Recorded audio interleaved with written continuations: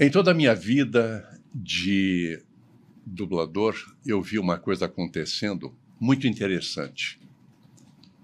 O visitante curioso para saber como é que se faz uma dublagem.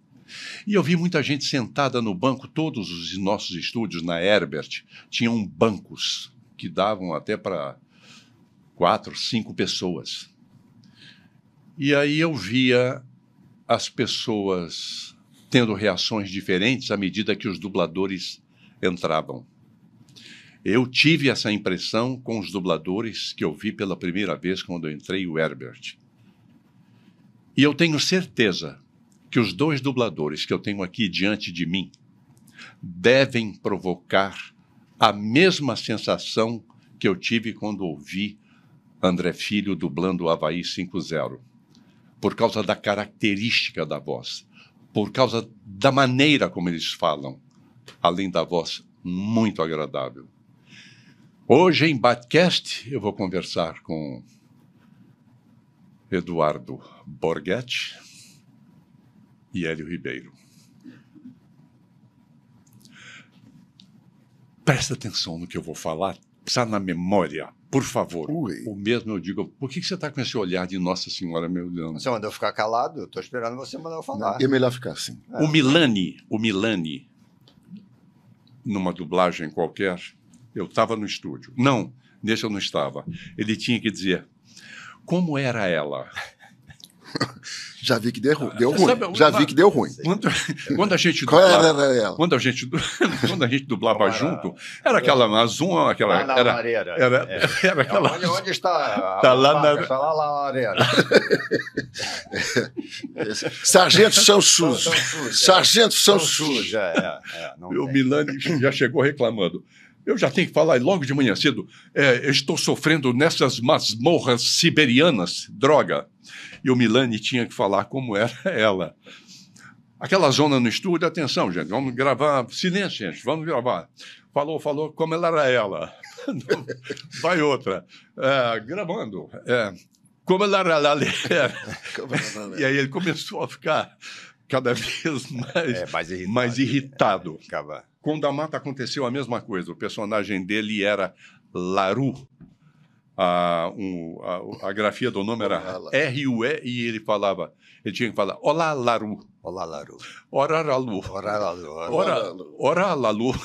Não, e vai outra. Paulo Gonçalves. Numa cena, 2 militares jogando xadrez e ele fala algumas palavras e Não é termina. da sua época, Paulo. Não, da sua. Checkmate general. E ele falava G-cheque. General dos Estados Unidos. Ele teve uma crise. As exigências dos exércitos dos Estados Unidos. Ele pegou o fone e jogou na parede de raiva. Ele perdeu o controle. E um colega gravando tinha que falar: é melhor aplicar uma injeção hidrovedosa. Hidrovedosa. Não, a direção não era muito calma. Fulano, você está falando hidrovedosa, é intravenosa. Eu sei que é intravenosa, mas está falando assim. Peraí, gravando, tenha paciência. Vai. Eu vou aplicar nele uma injeção hidrovedosa. Fulano, não me deixa mais nervoso. Eu vou aplicar uma injeção hidrovedosa. Não. Gravamos depois. Calma, vai sair. Vai sair. Aí veio da Mata, batia no ouvido. Pula esse loop. Pula esse loop. Então vinha nos scripts, né? Aqui. Isso. Intra. Pronto, agora quero ouvir os equívocos de vocês dois. Você, Eduardo. Nessa linha? Se puder dizer eu tenho uma melhor muito boa. ainda. Bom, primeiro que o Sargento Chão Sujo foi comigo. O Sargento Chão Foi Sujo? comigo, e depois virou... O Sargento Chão comigo, está sujo. e era exatamente Depois virou meme. Virou meme e era um sargento mesmo. Não, ele não era sargento. O cara falava para ele. Sargento Chão Sujo. Quer dizer, limpa, né? Porque tinha que cortar. Sargento Chão Sujo. Hoje eu falo porque eu já tentei tantas vezes Sargento Chão Sujo. Mas tenta aí 5 vezes e você vai ver. E uma vez um concerto maravilhoso em que eu falei no original, e com que cara eu vou ficar? Isso não importa. Tinha um prosseguimento. E com que cara eu vou ficar? Parêntese, né? E veio o concerto, e quase que eu falo de onde veio, e me pedia para falar, e quanto a com qual cara eu vou ficar? Escrito tem sentido. E quanto a com qual cara eu vou ficar, eu vou pensar depois. Agora, e eu falo isso porque eu já treinei 50 vezes. E quanto a com qual cara eu vou ficar? E quanto a com qual cara? Então, é bom. Tenta aí também 5 vezes direto. Você não tem o nome do filme? Pelo menos o nome do filme dá para falar, não? Não lembro de jeito nenhum. Não lembra? Não lembro. E o seu? Não, eu tenho um problema com a palavra precisamos. Precisamos é o inferno para mim. Precisamos lá na lareira. Lá na lareira. Comigo. Lá na lareira. Onde está o punhal? Está ali em cima, lá na lareira. Mais uma. Onde está o punhal? Está ali em cima, lá na lareira. Mais uma. Está ali em cima, ali. Não está vendo? Pronto, acabou. Eu não conseguia falar lá na lareira. E o precisamos, eu tenho uma certa dificuldade com precisamos. Precisamos, eu mudo sempre para temos. Temos que fazer isso. Isso é universal. Precisamos, né? Precisamos. E no meio da frase. Você nunca acaba uma frase com precisamos ou começa ela com precisamos. Ela está sempre no meio. É o capeta que faz isso. Bota ela no meio da frase, diz se vire e pronto. Ô Hélio, por que a gente tem essa desenvoltura toda diante do microfone? Pelo menos eu fico muito embaraçado quando algum amigo que está com um estranho me encontra, Márcio Seixas. Esse aqui é o Márcio Seixas, meu amigo, o maior dublador do Brasil. Eles fazem essas brincadeiras e a pessoa fica assim... dublador? Fala aí, deixa eu ver. Faz a sua voz. Fala aí. Dubla aí. Faz a voz aí do Steve Martin. Como assim? É a minha voz, cara. Faz a voz aí, Não, é sério. Como é que você reage? Me pedem para fazer voz de Batman, James Bond, não sei o quê. É mesmo? Não, ele é o dublador do Batman. Do Batman? Fala aí como o Batman, deixa eu ver. Ô Hélio, e Eduardo... A gente não está aqui para dar lição de educação a ninguém, porque é uma coisa grosseira, é uma coisa indelicada. Né? Você é o Batman? Fala aí, deixa eu ver como é que é isso. Né? É uma coisa indelicada. Pede a sua mãe para falar esta frase. Pede a sua mãe para falar esta frase. Vamos ver como ela falaria. Pronto. Olha aqui, eu não consigo, Hélio. Eu não consigo. Eu estou falando isso porque um caso concreto de um colega nosso que chegou num shopping para fazer uma consulta sobre telefone celular. E começa, olha, pode me dar seu CPF e tal, não sei o quê, seu endereço. Conhece a sua loja. No caso, esse rapaz que me contou, ele era até assim muito, muito tímido, porque ele me abordou assim. Olha, o senhor está falando, o senhor é dublador. Parece que tem uma televisão ligada, né? Dizem assim, parece que tem uma televisão ligada.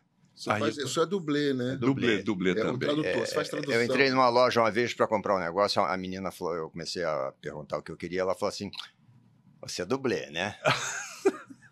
Falei, não, minha filha, eu não me jogo de carro andando, eu não pulo de montanha, sou dublador. Sua voz é irreconhecível. Eu saí dali e fui comer um pastel com caldo de cana. A sua voz é irreconhecível, né? Mas você reage bem quando você... Depende do humor, depende do dia. Não, reajo bem. Depende do humor? Você... Então é mal. Mal. Não, nesse ponto, surpreendentemente, você me conhece, vocês dois me conhecem há muito tempo. Acho que o Márcio mais tempo do que o Borghetti, talvez. E vocês sabem que eu sou aquele... como o Elcio é o falso calmo, existe a falsa magra, né? Eu sou o falso legalzinho e tal. Não é legalzinho, o falso paciente. Eu não tenho paciência para certas coisas. E com o passar dos anos, em vez de eu ter mais paciência, vou tendo menos paciência. Então, esse tipo de coisa... você é dublê. Não, aí já me irrita. Faz uma voz aí. Faz a gargalhada do Coringa pra minha avó. Grava aqui pra minha tia a gargalhada do Coringa. Cara, pelo amor de Deus. Não dá. Nós todos passamos por isso e não temos como evitar. Às vezes você nem fala muito, às vezes você fala bom dia. Conheço a sua voz. Eu fico impressionado com o ouvido dessas pessoas. Um bom dia, você tem uma voz marcante, como tinha o Drummond, como tinha o Milani, como tinha o Jorge Ramos, tem certas vozes, né, que você um bom dia. Mas eu não acho a minha voz marcante. Muito pelo contrário, eu acho a minha voz chata, a minha voz anasalada. Eu sempre tive implicância com a minha voz. Eu raramente vejo filme dublado por mim, porque eu tenho uma certa implicância. Primeiro que eu começo a ver escalação, eu começo a ver tom. Pula essa parte. Eu pulo. Pula essa parte, porque a minha mulher... Eu não consigo. Mas que droga! Vê você, tá? Eu não aguento ficar ouvindo você fazendo análise técnica de dublagem. É impossível. É impossível. Mas, Márcio, sobre essa pergunta, só para... Quando você faz um personagem em que você alterou a voz, fica mais fácil. Mas quando é um personagem que você usa a sua voz, fica dificílimo, porque você faz aquela voz... Então, quando você faz o Jake de Hora de Aventura, que é... fala, filho, meu camarada! O cara tem essa voz, então ajuda pra caramba. O Cyborg, fala, Butano, e aí, cadê o Robert também? Cadê a Estelar? Não sei o quê. Que a voz é lá pra cima. Agora, quando é o cara comum que você faz não rola. A voz normal. E aí eu fico tentando lembrar as frases, eu não lembro. Falei, não, fala aí uma frase que eu falei que eu falo pra você. Eu não lembro nenhuma. Eu não lembro nenhuma. Mas tem uma coisa, Eduardo, mas eu tenho um antecedente com o Peterson, e aquilo foi tão ruim passar por aquilo. Tinha uma casa de empadinha. Era... Casa da Empada? Uma casa da empadinha na rua Conde de Bonfim. A Casa da Empada, Claro. Será mesmo? Era a Casa da Empada, era a única que existia. Era a única? Aí o Peterson, na hora do almoço, olha, a gente estava com pressa, abriu mão do almoço, vamos comer uma empadinha? E tal, Você me leva de moto. Fomos de moto, paramos em frente. Umas 2 ou 3 meninas dentro do balcão e o cara no caixa. E o Peterson está assim, eu quero... Essa aqui é de quê? Essa aqui é de quê? E eu estou assim, essa aqui é de quê? Aí uma das meninas disse assim, e o senhor é dublador, né? Aí o Peterson começou a brincar com ela, dizendo, é mesmo, é a voz, que boa, não sei o quê. E aquela alegria. Ele veio, o dono do estabelecimento chegou, o que está vendo aí? Ele é dublador. É mesmo? Você é dublador? Late aí, eu quero ver você latir. Mandava a mãe dele latir. Ih, rapaz. Não, então, tem gente sem noção. Não. Eu não reagi, né? Jogava uma empada na cara dele. Hélio, eu não reagi. Eu falei, Peterson. O Peterson estava, acho que... Faz uma empada aí que eu quero ver. Pronto. É boa essa. Mas você... Faz a empada aí. Faz a empadinha aí que eu quero ver. Então, na linha da impaciência... exatamente. Eu estou ainda na linha da impaciência. Estamos vendo um filme, eu quero... Sejam sinceros. Quando tem o gatinho, o cachorrinho, o periquito dentro, a arara, a calopsita, o elefante, você é treinador e chega para fazer o seu trabalho com o animal. Você fala, boa garota, bom garoto? Eu evito. Sincero. Eu evito. O que você põe no lugar? Eu digo, vamos lá, tudo bem? Que gracinha, qualquer coisa. Qualquer coisa, ouvir. Entendeu? Bom garoto, eu nunca falei bom garoto para um cachorro, até porque ele pode responder, né? Bom garoto é o cacete. Não existe isso. Você tem cachorro? Você tem? Graças você a Deus, tem? não. Eu tinha, faleceu. Eu não sabia disso. Teve que sacrificar agora recentemente. Foi meio traumático, que pena. Né? Mas você falava com seu cachorro, que lindo, abriu a porta, ele pula. Vem aqui, vem aqui do papai, coisa mais linda. Coisa fofa e tal. O garotão ainda fala, garotão. Ô, garotão. Não, agora, na dublagem tá good girl, good boy, a tradução vem e nós falamos. Invariavelmente, a nossa arte de alterar os nossos colegas. Eu estou falando eixo Rio-São Paulo. Good girl, boa garota. Aí o certo. Certo. Ninguém fala certo. Eu digo, Borghetti, então amanhã a gente se encontra, tá legal? Tá legal. Certo. jamais vai dizer certo. certo? Sim, sim. Aí você vai lá? Sim. Sim. Vou. Eduardo, você fez uma observação agora há pouco que eu achei formidável. O Hélio complementou. Eu preciso ouvir isso de novo. É foro íntimo. Eu achei tão formidável o seu conceito que eu quero ouvir. Tá? Não esqueça, Hélio. Você fez uma coisa. Foi um complemento. Ele levantou a bola, você cabeceou. Uhum. A dublagem, né, que é um ramo da arte, né, com as características próprias, ela tem especificidades muito próprias, que é uma delas, falando de remuneração, é que a tabela de preços, que pode ser negativa em alguns aspectos, mas pode ser positiva, porque ela preserva a livre negociação. Se você lida com livre negociação, muitas vezes a coisa vai para baixo. Quem quer, quem faz por menos. Isso. Então isso preservou um pouco. Acaba gerando uma democratização ou talvez injustiça, aí conforme cada um queira interpretar. Porque se eu sou um cara que tem 40 anos de dublagem e faço um boa noite, assim, com muita propriedade, e o cara começou agora, a gente vai receber exatamente o mesmo valor pelas duas coisas, né? Então, ou se eu sou super experiente ou entrego uma coisa diferenciada por causa da experiência, por causa do talento, se eu fizer 1 hora daquela dublagem, eu vou receber a mesma coisa que, às vezes, um cara que fez um trabalho duvidoso e tudo mais. Então, isso é uma faca de 2 legumes, como diz o outro, né? Porque tanto pode ser bacana para quem está começando, né? E pode, talvez, não agradar muito quem tem muita experiência e está recebendo a mesma coisa do que quem está começando. Porque às vezes me perguntam, você se incomoda de fazer? É uma coisinha pequena. Eu digo, não, muito pelo contrário. Eu prefiro fazer 3 loops do que 20 e ganhar a mesma coisa do que falar. Que nem 1 hora aqui sem parar e ganhar a mesma coisa do que quem chegou aqui e em 5 minutos foi embora. Entendeu? É uma coisa desigual, em que a gente não conseguiu até hoje uma solução. Que coisa, né? Nós não conseguimos isso. Não, em outros lugares, nos Estados Unidos, o quanto eu saiba, há uma medição de palavras.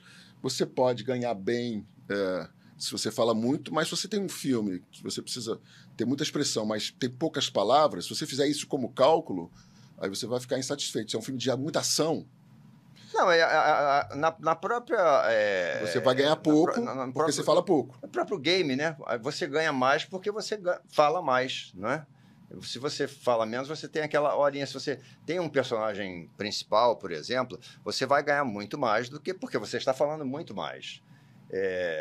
E outra coisa, eu acho que... Podia ser uma fórmula conjunta, na verdade. Tinha que ser uma fórmula conjunta. Porque no teatro, por exemplo, se você é o protagonista e tem uma produção que tem uma verba, você geralmente ganha mais do que o cara que entra e diz, senhor, esta carta é sua.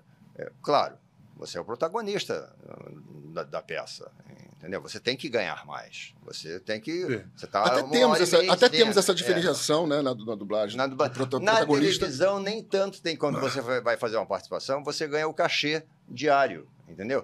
Falando muito ou pouco. Você ganha uma diária. O protagonista, claro que ganha mais, porque ele vai falar mais, vai fazer mais horas de dublagem. Será que essa seria a forma mais democrática de remunerar o nosso trabalho, Hélio? É como você diz, você vai para a TV Globo fazer uma participação, você pode... eu ganho lá a minha diária. É a sua diária. A minha diária, falando pouco ou muito, entendeu? 2 ou 3 palavras, ganho a diária. Eu posso me dar mal, porque aquele cara que fala a cena inteira e o outro diz só, sei, concordo. Eduardo, você e Hélio, vocês esfregaram umbigo na bancada por um bocado de anos. Um bocado de tempo. Cotovelo, cheio de calo, apoiado na bancada, dublando lado a lado. Tenho colocado menos cotovelo na bancada. Também, eu tenho colocado mais.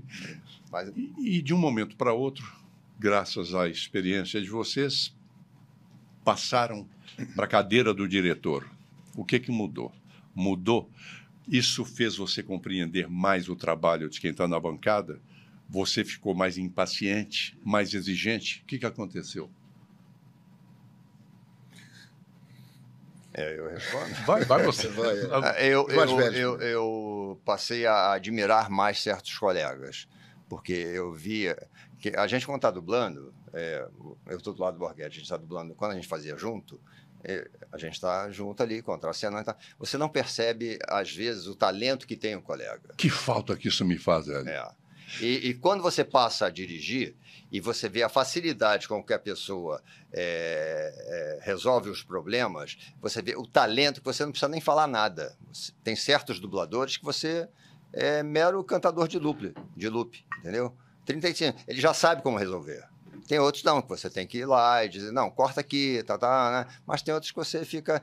Então, eu comecei a admirar mais certos colegas que eu já admirava, eu estando do outro lado, vendo a facilidade que eles têm de dublar e a qualidade que tem essas pessoas, que às vezes você está do lado, você está preocupado com o seu e não percebe a qualidade do outro.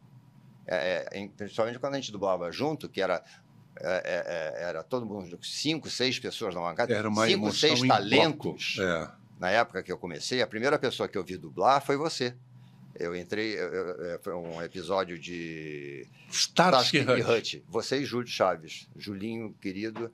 Eu saí do Elcio de uma gravação na TV Globo, que a gente estava fazendo um especial, e o Elcio ia na Telecine, na Presidente Vargas. Presidente Vargas. Gonçalo Telecine, né? Gonçalo Telecine. Ele ligava. Ele é o Gonçalo Telecine. Eu digo, Gonçalo, se você não fala, eu não ia adivinhar nunca. Ninguém vai saber.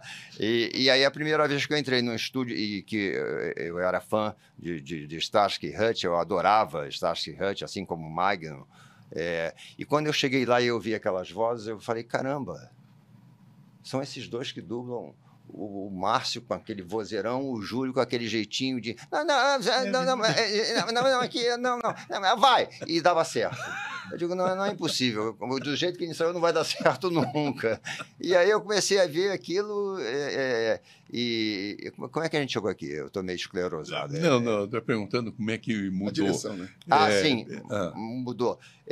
E aí eu comecei depois, quando eu passei para a direção, eu já sabia desses colegas o que eles eram capazes. Então, esses aí eu não me preocupava. Eu me preocupava com aqueles que estavam começando ou que eram limitados, o que era a maioria. Então, e sempre foi a maioria. Então, vou falar dos... Como é que fala? Os contadores de loop. E passo para você já, é rápido. Eu entrei no estúdio para dublar com o Elcio. É uma pena que a gente não tenha, né, Gabi, referências aos filmes que nós estamos falando, mas ela vai procurar, né? Ela vai ficar identificando. Depois você nos ajuda a dar os personagens que, às vezes... Para facilitar, inclusive, a busca. Eu entrei na internet para separar cenas. Eu entrei no estúdio e presenciei a seguinte situação. Tá bom, ok. Pode ficar tranquilo. Não te incomoda, não. Fica tranquilo. E deu o voucher. Ele saiu. Aí o Elcio fez assim. Puta que pariu, cara. O cara tá aqui me dando uma canseira para fazer um loop de merda. E ficou irritado comigo. Quando finalmente, com a minha ajuda, ele conseguiu fazer... veio falar para mim, olha, posso pedir um favor? Não fica me escalando nesses papeizinhos complicados, não, tá? Eu quero mais é fazer vozerinho aqui e ali. Aí. Esse aí tá fora da minha escala. Pra mim, mas o Elcio falou. O Elcio falou. Ele fez isso, coisa tranquilo que eu falei. Sabe quando você entra na minha tabela? Nunca mais, imbecil. Perdão, Eduardo. Claro. Você, o que é que mudou para você? Mudou a... Eu preciso contar isso. Você se lembra, Matisse, Bette Midler, Nick Nolte, direção sua. Um vagabundo. Caraca! Um vagabundo na alta... O pessoal do áudio está te agradecendo muito, as batidas na mesa. Muito bom isso, né? Um vagabundo na alta roda. Meu Deus, minha memória está melhor que a sua, Hélio. Não está, não. Você ainda lembra o meu nome? Cara, minha memória é podre. A colega estava descontrolada. Minha memória é boa. A colega estava com um problema sério de saúde, estava bem descontrolada. Estava difícil controlar ela. A gente sempre foi muito amigo, a gente se adorava. E, sabe, e eu ficava com a mão no ombro dela, não, vai dar certo, vamos de novo. E você ficava dirigindo, Hélio, ali na VTI. Ô, fulano, não precisa falar, eu sei, não precisa falar. Ok, vamos lá. Eu compreendendo que ali, se a gente tentasse ajudar demais, ia atrapalhar. Eu ficava calado. Aí ela, gravando. Eu vi, rapaz, o ombro dela encostava em mim, ela estava de raiva, ela estava irritada. Aí você falou, ô Sônia, com essa sua voz doce, ô Sônia, não precisa falar, eu sei. Conseguíamos, não. E a cena não saía. De repente você fez assim, um momento. A porta se abriu, ele veio, chegou perto de mim, falou assim, Hélio, assim como eu vou falar agora. Ô, Márcio, você leva esse loop aí para mim e dirige, que eu vou descansar. Eu vou me acalmar ali fora. E com essa voz, eu vou me acalmar ali fora. Para o Borghetti ficar nervoso e ele estava explodindo de raiva. Eu vou ali fora para me acalmar. Desculpe, é você, fala. Então, a minha experiência para a direção, porque eu comecei a dirigir muito cedo. Então, eu comecei na Ebert, então havia todo um questionamento. Havia pessoas que não me cumprimentavam, nem davam um bom dia, porque é pela maneira como eu entrei, né? Eu entrei de uma maneira convencional e tinha pouca experiência, realmente tinha pouca experiência, comecei a dirigir com pouca experiência. Então, havia dubladores experientes que mal diziam bom dia. Então, a experiência humana era o grande lance, né? E a escalação. Foi assim, porque a escalação em dublagem é curiosa, né? Porque você tem que abstrair totalmente do tipo físico. E ainda, hoje em dia, é comum, se o ator é bonito, você escala o dublador bonito. Se é gordo, você chama o cara gordo. Como se as pessoas tivessem voz de gordo, voz de magro, voz de careca. Então, sim, o Anderson Silva teria que ser dublado pelo Paulo Flores. Pois é. Então, a escalação passou a ser uma coisa interessante. Nesse perfil de personagem, quem melhor se encaixa e tal. Então, eu acho que eu aprendi muito com escalação, né? E no início era um pouco reticente com relação aos mais experientes de dar dicas de interpretação. Hoje, com a experiência... A escalação é 70% do filme, né? 70%, porque o cara... Né, você escalou mal, você se lascou. Se lascou. Então, a escalação é que eu acho que eu aprendi muito com escalação, de às vezes chamar uma pessoa que não tem um tipo físico nem um pouco, às vezes nem a mesma idade, mas encarna bem o personagem. Eu fui tirado de um filme pela Ângela Bonatti porque eu não consegui fazer o Dom DeLuise, um comediante que eu adoro. Adoro, maravilhoso, trabalhou muito com Mel Brooks. Muito, maravilhoso. Não consegui. Hélio, essas coisas acontecem. A cena, me lembro nitidamente, um elefante, o Burt Reynolds trabalha nesse filme. Ele chega e encosta a cabeça assim na lateral, né, da costela do elefante e ele faz assim, borom, borom, borom, imitando os batimentos cardíacos do elefante. E eu falava uma coisa qualquer e eu não conseguia. Eu nunca vou entender por que eu não conseguia. Márcio, você tem que fazer isso e isso. Isso e aquilo. Mas eu já estava trabalhando já há muitos anos, Hélio. Não foi uma coisa no meu início, não. Eu vi o Jomeri, desculpe te interromper, já interrompendo, eu vi o Jomeri e o Fiore desistindo Jomeri e Patinho, eu acho. O Fiore, desistindo de fazer o filme depois de 3 loops, porque era Jack Lemmon e acho que Jerry Lewis ou Jim Martin, que era uma coisa e não era para eles. Quem escalou errado, entendeu? Então, depois de 10 minutos, o Jomeri e eu acho que era o Fiore viraram para o diretor e falaram assim: olha, isso não é para mim, eu não vou conseguir fazer isso. E os dois substituem. E aí, por acaso, me substituíram. E o Jomeri nossa mãe, e aí, mestre. Estavam mal escalados, diga-se de passagem. Eu não me lembro quem era o diretor. Primeiro, pela faixa etária. O Jack Lemmon e o Jerry Lewis ou o Jim Martin eram bem mais novos. E aí escalaram o Bom Jardim no Jack Lemmon e me escalaram no Jim Martin.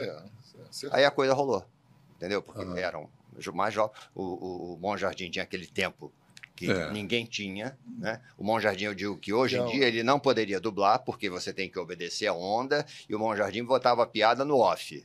Isso é uma coisa bem interessante. Entendeu? A ditadura do sincronismo. Exatamente. A interpretação vai para o espaço, o importante é estar na boca. Gente, cadê a interpretação? Isso é uma janela, uma outra janela bem interessante. Então, eu acho que hoje em dia, colegas que já se foram... Eu estou citando o exemplo do Bom Jardim, porque comédia, ele era... O improviso, imbatível. Né? O improviso é muito importante na comédia. Ele fazia outra história. Ele mudava a história e voltava para o tema. Eu lembro, Uma Dama de Vermelho é uma obra-prima, né? Quando ele vê aquela mulher linda lá em cima, a câmera corta para ela e ele no off ele diz, meu Deus do céu, com aquele jeitinho dele. Isso é do dublador. Hoje em dia, assim, não tem nada. Não tem isso no off. Não tem isso no off. Ele fala menos no off. Ele fala, minha gente, acabou a dublagem, acabou a espontaneidade, a criação, a interpretação. Hoje você acertou na boquinha, tá bom. Próximo. É bom você falar isso, Hélio, porque está havendo muita resistência à dublagem atual por causa disso, a imposição técnica. Não, é claro que o sincronismo é importante, claro, mas existe uma hierarquia. Até porque você nunca saiu de um filme e alguém disse, você notou que aquela fala tinha 3 frames ficou curto? Não, nunca viu. Ele vê, ok, é importante, mas o nível de onde vem o principal e onde vem depois o secundário, essa que é a minha questão. Às vezes você tem um loop que é emoção pura. Aí você transmitiu, você passou. Vamos ter que fazer de novo, porque ali no meio tem uma pequena... Aí você... Ele fechou a boca e você falou. Na quarta você já está um pouco duro, porque você tem que ter... Você começa a direcionar a tua atenção e uma tensão para uma outra coisa, e aí ficou mais duro, ficou pior, mas você encaixou aquela pausa. Agora sim, aí você, por dentro, você diz... É uma pena que nós não podemos fazer o que o Tony Ramos fez numa gravação, que ele se preparou, ensaiou, era uma cena dolorosa e alguém fez um barulho no estúdio. Silêncio, atenção, silêncio. Vamos lá, não, eu vou embora. Eu não tenho essa emoção para faz barulho. E ele não é assim, né? Não. O Tony não tem essas atitudes. Gentleman, uma pessoa adorável. Adorável. Nós não podemos fazer isso, né? Então, desculpem quem me chamou, agradeço e tudo, mas eu odiei dublagem remota por causa... Dropout. Márcio, dá para você mudar um pouquinho o microfone para lá ou para cá? Márcio, dropout. De novo, vai. Márcio, dropout. Olha, me chama mais, não. Não. Precisa de uma certa eu adoro dublagem remota. Eu sou fã número 1 ou 2, talvez, da dublagem remota. O dublador que está nos assistindo agora, você que dirige e dubla, você, idem, nós não vamos ouvir mais aquela magia de estar no estúdio esperando a nossa hora. Nós entramos antes, porque o Darcy já está lá no microfone, terminando o bordão do seriado dele. E isso aconteceu na antiga Salamanca. Acredite, se quiser. Meu Deus, obrigado, meu Deus. Eu vi isso, eu vivi isso, nós vivemos isso. Nós vivemos isso. Tem um filme, eu cito sempre como exemplo, um filme chamado Assassinato por Morte. Sim. Que é uma obra-prima que é dublado, foi dublado, acho que na Herbert Richards, não me lembro, na Perifilmes, sei lá. E que eram aqueles dubladores que... faziam juntos, tá? E era Walter de França, Magalhães Graça, Ronaldo, Sônia de Moraes, Domingos Costa, né? O filme é de uma perfeição e todos juntos, todas as bocas estão no lugar e você não percebe que está dublado porque a interpretação é 1000.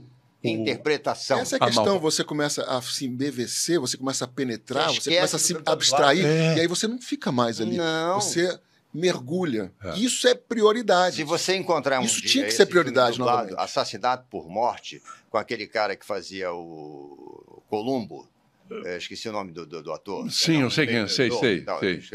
Cara, esse filme você é levado pela interpretação que você esquece que o filme está dublado. O Hélio, a Malvada é citada até hoje como o grande exemplo de dublagem perfeita. A preto e branco, George Sand e Bette Davis. Jovem ainda.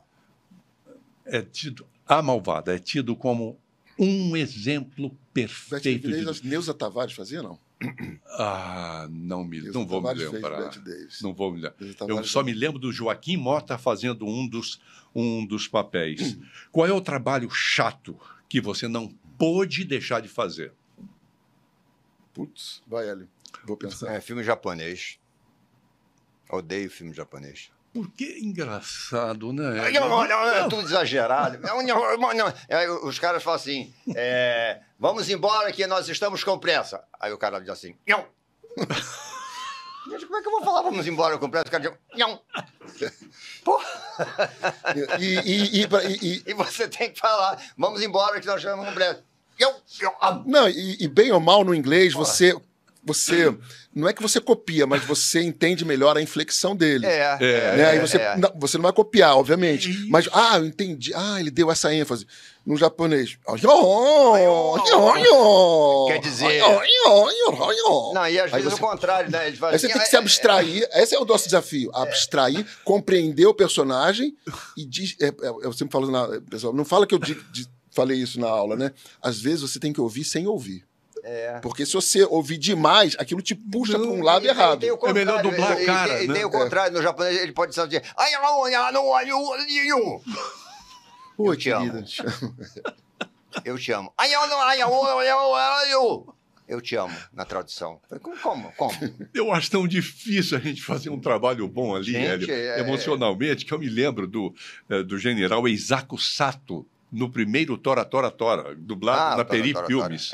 Ele diz, senhores, o momento é grave. Nós estamos perdendo a guerra para os americanos, temos então que utilizar os kamikazes, etc. E é tudo assim.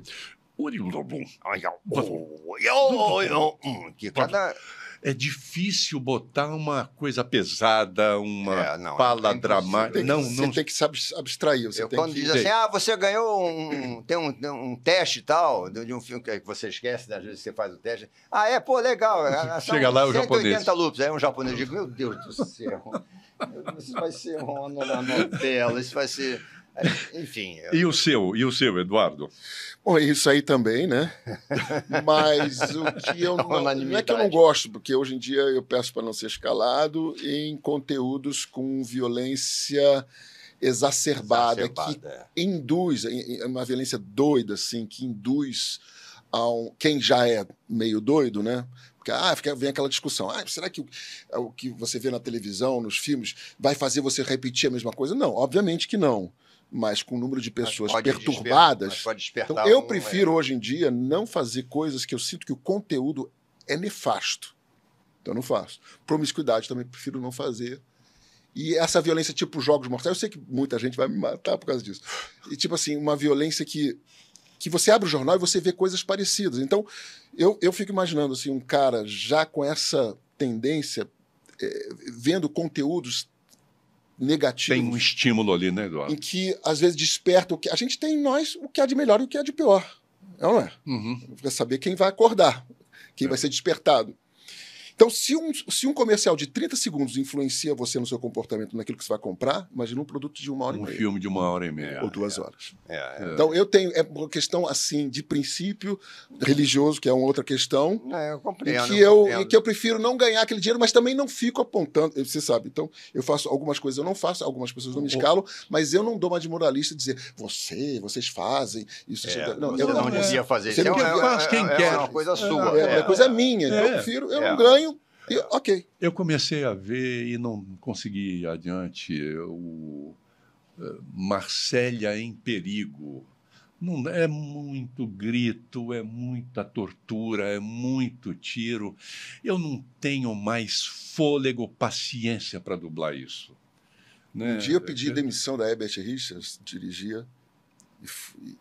Jovens fazem umas doideiras dessas, né? Era um filme que eu estava dirigindo em que as crianças morriam porque quem tinha planejado a morte era a mãe junto com a avó. Então, mas eu me senti tão mal que não teve como eu subir. Depois eu voltei para a Heber, mas eu fui lá e pedi demissão. Aí minha mulher quase me matou. É isso que a gente só faz quando você... O Luciano do Vale, eu estava vendo a Band para ver uma luta de boxe do Maguila e o jeito dele, vibrante, tudo estava um pouco diferente. Teve um momento que ele não conseguiu se conter e fez umas reclamações muito contidas, não nominou ninguém. Diz assim, para falar a verdade, hoje eu estou num dia que dá vontade de fechar esse botequim e ir embora. Com todas as letras. Você já teve vontade de chutar esse balde? Já. Muitas vezes? Não, algumas, dependendo... Dá para falar o motivo? O diretor começa a encher o saco. Então vamos, Sam. Você falou Sam. E como é que é? É Sam. Tá. Então vamos, Sam. Saiu Sam. Ué, como é que é? É Sam. Aí, o que eu falei? Sam. Ué, não é Sam? Tá, vamos de novo. Vamos, o Sam. Hélio vou entregar. Já desapareceu. Cuidado, Sam. Peraí. Não, já Sam. desapareceu. Não, mas para que você está falando? Qual é o nome? É Sam. Falei, o que eu estou falando? Sam. Falei, ué, gente, é como se tivesse dois M's. Eu falei, não, eu não aprendi a falar com dois M's, eu só aprendi a falar com M. A-S-S-A-M. Não, agora falando sério, isso te irrita? Profundamente, profundamente. Essas coisas de pronúncias... que é a coisa que tem que ser precisa, que a gente tem essa palhaçada de... Você, quando vê um filme no original, o cara... claro, um é do norte, outro é do sul, dos Estados Unidos, enfim, cada um é de uma região. De uma região. Na mesma cena, um fala um nome de um jeito e o outro fala o mesmo nome de outro jeito. Sim. É normal.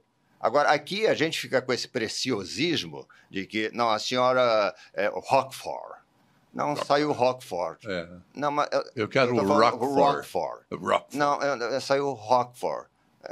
Como? Roquefort. Cara, isso me dá uma irritação profunda, dá vontade de ir embora. Entendeu? E a sua irritação de chutar a minha irritação diz respeito Eu acho que nesse dia do vagabundo na alta roda, para mim, esse dia... Para vocês? Foi embora, né? Hélio, dizem as más línguas que uma vez um filme dirigido pelo nosso tão amado Dário de Castro, quando o Dário olhou... Terceiro lucro. Tá vazio. Tá vazio. É verdade. O Hélio foi beber uma água, um café, foi embora. Você sabe aquele ok que você dá? Uma certidão horária com uma semana antes. Logo ele tão calmo. Tão calmo. Não, cara. Não, eu sou tranquilo, eu sou muito brincalhão, vocês sabem disso, gente. Eu brinco muito. Mais... eu também tô mais pavio curto. O Hélio tá mais pavio curto. Acho que você... Exatamente, E aí, nesse dia, eu tinha dado um ok de 21 às 22. E era o único horário que eu tinha naquela semana. E depois começaram a surgir outros horários. E quando você chegou naquela sexta-feira, você estava começando às 9 da manhã e indo até às 22. Porque foram encaixando outros horários. Você tinha dado primeiro o ok para o 21 às 22. E com o nosso querido Dário de Castro, que já se foi e tal. E aí eu falei, meu Deus, ainda tem o horário do Castro. Eu falei, Dário, quantos tubos eu tenho? 19. Eu falei, meu Deus do céu, 19, mano. Uma hora cheia. Aí eu comecei o primeiro loop, tá. E teve até um episódio, acho, com você também, que falou que tua voz estava muito cheia, né? Não, essa foi maravilhosa. Eu estava entendendo que você largou o filme dele. Não. Mas essa para você fazer... Eu vou resumir.